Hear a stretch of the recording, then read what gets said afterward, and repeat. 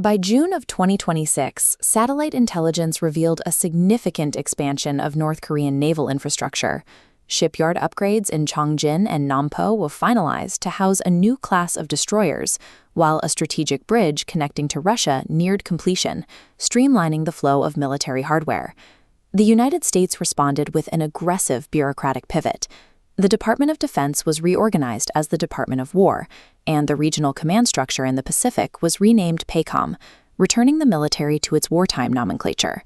Secretary Pete Hegseth introduced a peace through strength mandate that redirected billions into drone dominance.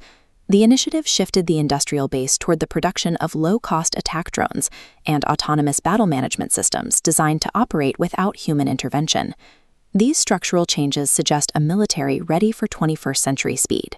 But policies and procurement contracts are only theoretical until the first sensor detects a launch. The value of this overhaul is measured in seconds. In a real-world nuclear scenario, the system's only objective is to determine if the software can engage a threat that travels faster than a human can think. At 02:33 local time, the 00 mark of the crisis, a Hwasong-15 intercontinental ballistic missile ignites in a mountain complex near the Chinese border. The vehicle clears its camouflaged hiding hole and punches through the cloud cover. Standing over 40 feet tall, the Hwasong-15 is designed to carry a nuclear payload across the Pacific. At these speeds, a single warhead can impact a target thousands of miles away in less than 30 minutes. 5 seconds into the flight, a U.S. space-based infrared satellite detects the thermal plume. The sensor sends an immediate flash alert to the 2nd Space Warning Squadron in Colorado.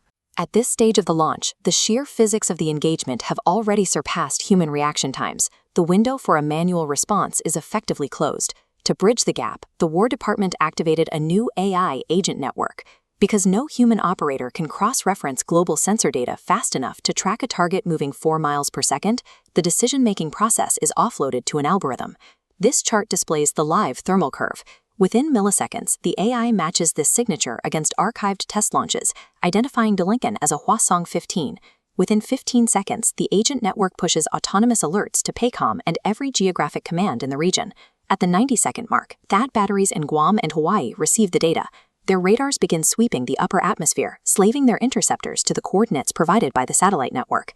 U.S. Navy warships link into the web, readying SM-3 missiles. These naval interceptors are designed to strike the target just as it begins its descent outside the atmosphere. While localized defenses can handle short-range drones, an ICBM requires this degree of autonomous synchronization. Only an interconnected web of radars can maintain a lock on a target this fast. As the payload detaches and the missile exits the atmosphere, the agent network refines the trajectory. The data confirms the missile will overfly Hawaii.